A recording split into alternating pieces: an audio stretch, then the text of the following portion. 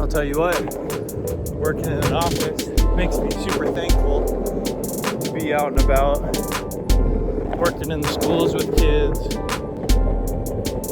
moving around, teaching in different classrooms, not stuck in an office. That's made me really, really thankful.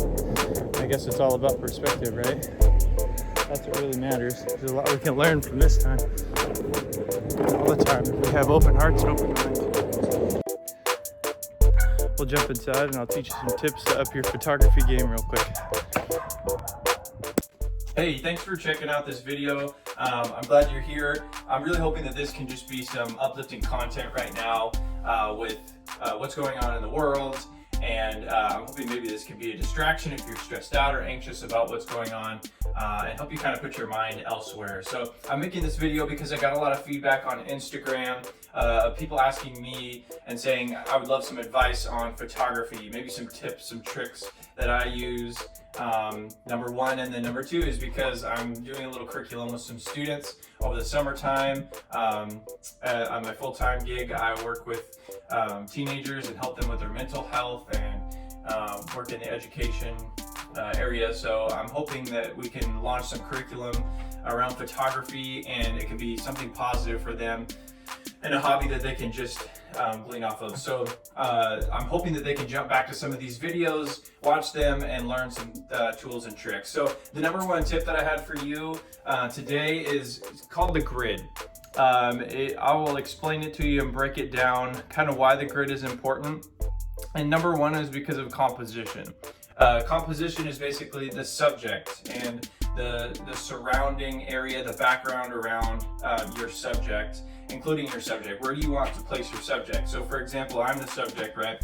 I know when I'm making this video, I want to be either smack in the middle, or I want to slide over to a different composition depending on what I'm trying to aim for. And I'm going to start in the middle for my composition. And I'm also, when I was getting ready to make this video, I made sure, I have an ambient light in the background and blah, blah, blah, blah. I'm not here to talk about lighting, but the background, I went with the window and something that looks good and that's not too busy. But I framed my composition. So that's a little bit about composition. That's something that you do before you take a photograph. You compose your image, you think about all the surrounding areas, and you decide on what's going to be in it.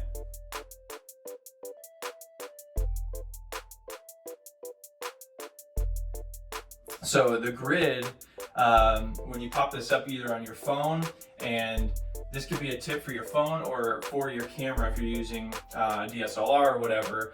Most DSLRs or most cameras out there will have a grid setting that you can turn on. Number two is what's called the rule of thirds. When you apply the grid, it basically slices it up into 9 different cubes or thirds, right? And so you get to choose where you want your subject, or like, we talked about your composition, either in the center, and then for the viewer's eyes are pretty static. So right now, as I'm doing the talking, your eyes are pretty static and they're on me. But when I slide over a little bit here, let me adjust this camera down. When I slide over to one of the rules of thirds in this corner, a little bit more, awesome. Now your focus should come somewhat over here, and it should create a conversation. You should still obviously be focused on me, but now you're focusing more on the background, and now there's this whole conversation happening between the background, the subject, and it begins to be a little bit more interesting, okay? So that's something interesting that you can apply, is the rule of thirds, right? And you get to choose basically what's in your frame, in your composition, and decide on what you want to be in your image and how you want to tell the story. That's huge for photography, is how do you want to tell the story? Do you want more background? Do you want less background? Do you want to blow out the background? Do you want your viewer's eyes to be attracted to something in the background. What do you want? What's important to you?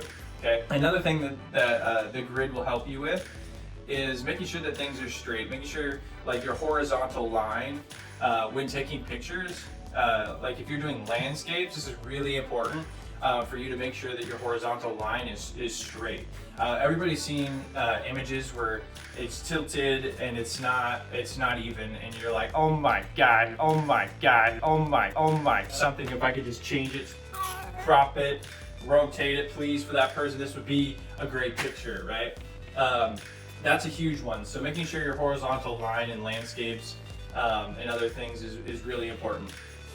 That's something that you really want to focus on with the grid. That will help you kind of up your photography game. One huge thing is that makes it even more attractive to the viewer's eye is applying the rule of thirds and where your subject is placed and what's in the frame and is it even, and all these things that play into it. So using a grid will help you practice having things clean and looking good and more attractive to your viewer.